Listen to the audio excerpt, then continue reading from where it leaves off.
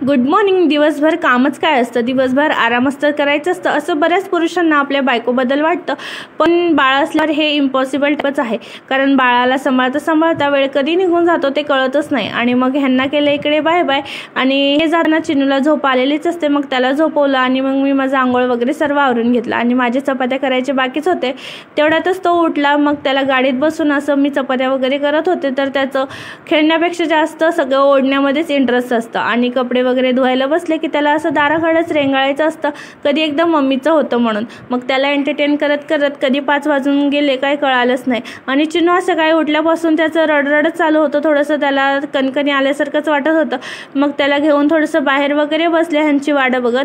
आणि बाहेर असं कंपाऊंड करून सर्व असं कापड वगैरे लावल्यामुळे बाहेर बसलं तरी काय नाही वाटत. मग ह्यांचं वाट बघत बसले, पण हे काय आले नाही म्हणून चिनूला झोपवलं वगैरे. तर असा होता आजचा दिवस. पूर्ण व्हिडिओ यूट्यूब नक्की एकदा चेक करा.